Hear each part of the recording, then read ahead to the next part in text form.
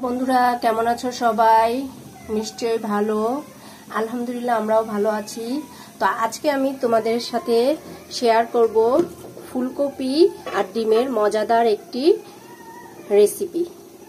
ডিম ফুলকপির ভাজিও বলতে পারো। তো দেখো, এই যে ফুলকপিগুলো ছোট ছোট করে কেটে নিছি। নেওয়ার পর এই যে এখানে ফুটন্ত পানি আছে, এই পানিগুলো দেখো এই যে ফুলকপির মধ্যে ঢেলে দিলাম। একবারে দেখেছো তো টকবগে ফুটন্ত পানি, তো এর মধ্যে দিয়ে দিলাম। তো এখন শীত প্রায় শেষ, তো ফুলকপি খেতে কারোই অতটা ভালো লাগে না, তো এইভাবে করে খেলে খুবই ভালো লাগবে, আমি গ্যারান্টি। তো দেখো এখন এই যে একটা কড়াই নিয়ে নিছি, এর মধ্যে তেলও দিয়ে দিলাম। দিয়ে দেখো 3টে শুকনো মরিচ আর একটা বড় তেজপাতা 2 অর্ধেক করে এর মধ্যে দিয়ে দেব। দিয়ে মরিচটা হালকা লাল লাল করে নিতে হবে, আর তেজপাতাটাও তেলে ভেজে নিতে হবে, তাহলে একটা সুন্দর ঘ্রাণ আসে। এই তো শুকনো মরিচটা একটু লাল হয়ে আসছে, তো আমি এখন কিছু পেঁয়াজ দিয়ে দেব। এই যে পেঁয়াজ দিয়ে দিলাম, দিয়ে ভালোভাবে নাড়াচাড়া করে পেঁয়াজটা হালকা ব্রাউন কালার করতে হবে। এখন এর মধ্যে দিয়ে দেবো একটু হলুদ, এরপরে দিয়ে দিব এই যে অল্প পরিমাণে আদা,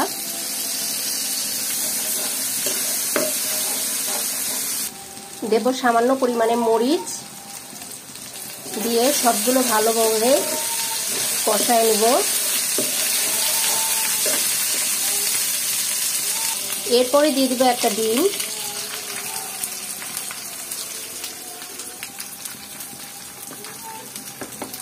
ডিমটা পেঁয়াজের সাথে মিক্সড করে ফেলবো।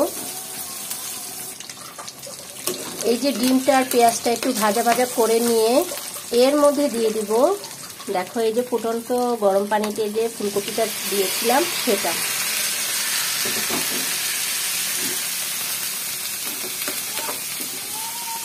বাস দিয়ে সবগুলো একসাথে নাড়াচাড়া করতে হবে, মিক্সড করে নিতে হবে। এই যে আমি কিন্তু ওই লবণ দেইনি, সব দিয়েছি কিন্তু লবণ দেইনি। এই যে এখন দিয়ে দিলাম, তখন যদি ডিমের মধ্যে লবণটা দিয়ে দিতাম বেশি হয়ে যেত ডিমটার মধ্যে, তো এখন দিলে সব দিয়ে সবগুলো একসাথে মাখিয়ে নিলে লবণটা আর লাগবে না। তো এই যে লবণ দিয়ে দিলাম, দিয়ে এখন খুব সুন্দরভাবে নাড়াচাড়া করে নিতে হবে। এরপরে আমি কিছুক্ষণ ঢাকা দিয়ে রেখে দেব।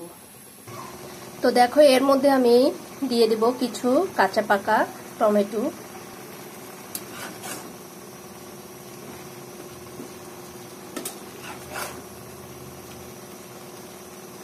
এরপরে দেব ধনেপাতা আর কাঁচামরিচ,